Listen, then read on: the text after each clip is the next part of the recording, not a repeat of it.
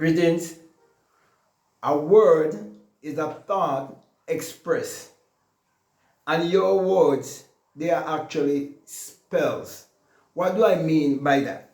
I'm going to show you from the magic book that is called the Bible. It is said in Isaiah 55 and 11 that my words will not return unto me void, but it must accomplish that which I send it to and prosper in the thing whereto I send it. And that is your higher self speaking. That is your magical self that is speaking. You see, there's a part of you that is omnipotent, omniscient, and omnipresent. And that is your imaginative and creative self. Your limitless self. That is why you're told that anywhere that the sole of your feet shall tread, it will be given unto you. It is saying that wherever you can go in your imagination, you can actually go there. And whatever you possess in your imagination, you can possess it also in this physical three-dimensional world. So when I say to cast your spell and wait, is like if you are going to a restaurant and you have in mind exactly what you want, and you want that meal based on your taste, what you prefer. And so every one of us in this world, we have different gifts, we have different talents, and there are different things that we are attracted to, different things we'd like to see manifest in our life. And we all have been given the power of thoughts. We have been given the power to visualize. We have been given the power to imagine. Therefore, when you take your thoughts and you put it into action and you go within in terms of you practicing meditation or visualization, and you act your life in the spiritual world the way you want it to be in the physical world, that is you acting and playing the part of a magician, because that's exactly who you are. But for you to understand how you become a magician, you have to first realize that you're a spirit having a human experience. That is why you have to walk from this world of spirit to manifest that which you desire in this physical three-dimensional world.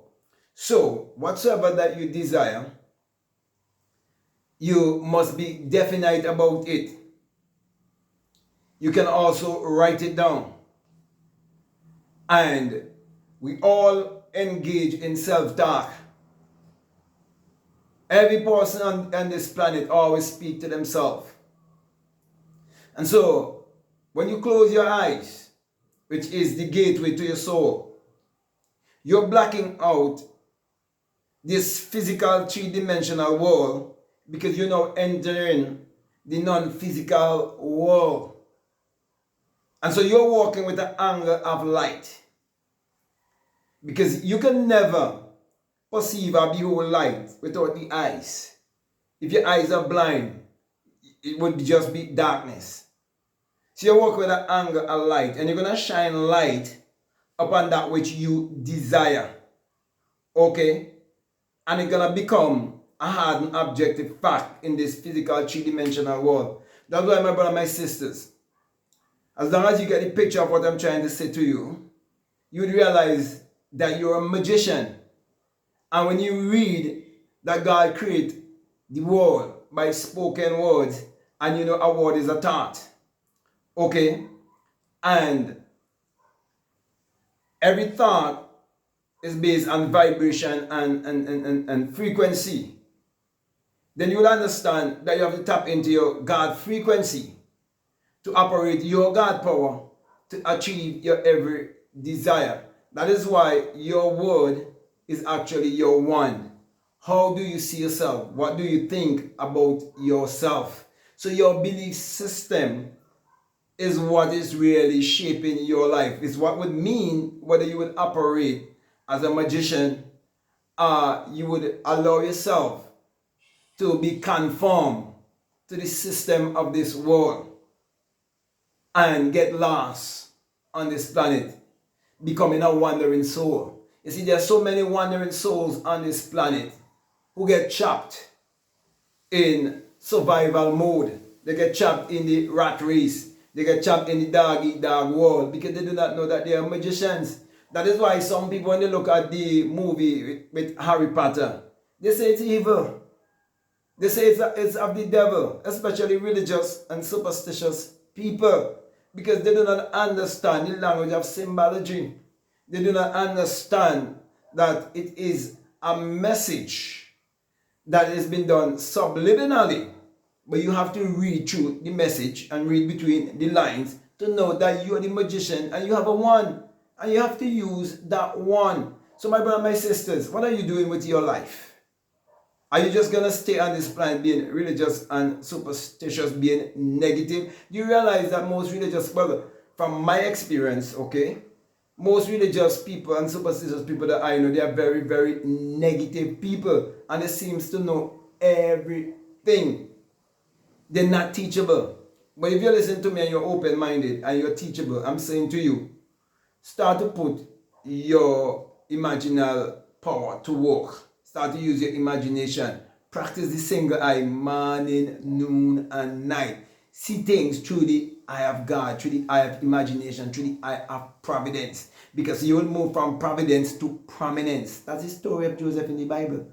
And so, my brother, my sister, that's why it's very important for you to understand the Bible metaphysically and esoterically. It's very important that you understand that the Bible addresses the human mind and must be interpreted psychologically.